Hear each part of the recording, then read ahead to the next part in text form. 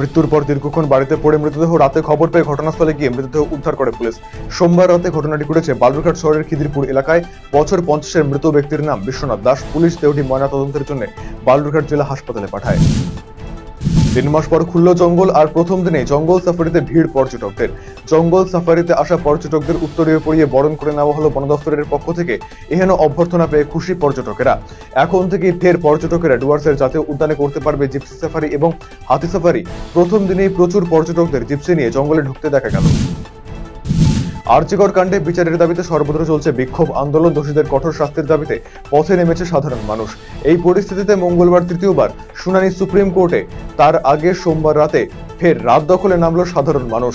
এদিন কালিয়াগঞ্জ শহরের দর্পণে গর্জন কর্মসূচির মাধ্যমে সম্মিলিত নাট্যকর্মীরা শহরের মহেন্দ্রগঞ্জ বাজার সংলগ্ন স্থানে মহিলা চিকিৎসকের ধর্ষণ এবং নৃশংস খুনের প্রতিবাদে মঞ্চস্থ হল পথনাটক ফিনিক্স। কারিগরি দেবতা বিশ্বকর্মা পূজায় মেতে উঠল আপামর মানুষজন। মঙ্গলবার কালিয়াগঞ্জ পৌর বাসস্ট্যান্ডে তৃণমূল সমর্থিত শ্রমিক সংগঠনের উদ্যোগে বিশ্বকর্মা পুজোর আয়োজন করা হয়। পাশাপাশি এদিন রেল স্টেশন সংলগ্ন তৃণমূল সমর্থিত প্রোগ্রেসিভ ট্যাক্সি এবং বোলেরো ড্রাইভার ইউনিয়নের উদ্যোগেও যন্ত্রী দেবতার পুজোর আয়োজন করা হয়। পুজোর উদ্বোধন করেন পুরপতি রামনিবাস সাহা সহ শ্রমিক সংগঠনের অন্যান্য নেতৃত্ব। মঙ্গলবার মালদা জেলার বিভিন্ন প্রান্তে মহাসমারোহে আয়োজিত হয়েছে কারিগরি দেবতা বিশ্বকর্মা পুজো। এদিন বিভিন্ন ব্যবসায়িক প্রতিষ্ঠান, কলকারখানা, দোকানে পূজিত হন যন্ত্রের দেবতা। পাশাপাশি এদিন জেলা প্রশাসনিক ভবন চত্বরে জেলা সমাহর্তা ফুল গ্যারেজ বিশ্বকর্মা পুজোর আয়োজন করা হয়েছে। সেখানে পুজোয় অংশ নেন জেলা প্রশাসনের বিভিন্ন দপ্তরের আধিকারিক এবং কর্মীরা।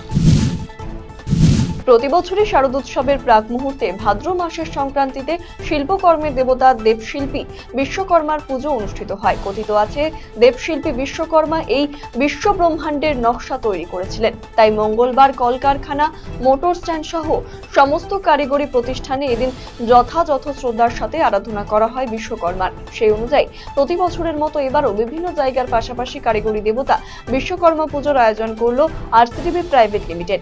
এদিন রায়গঞ্জ শহরের তুলসীতলায় অবস্থিত আরসিটিভির প্রধান কার্যালয়ে বিশ্বকর্মার আরাধনায় মেতে ওঠেন কর্মকর্তারা থেকে শুরু করে সকল কর্মীবৃন্দ।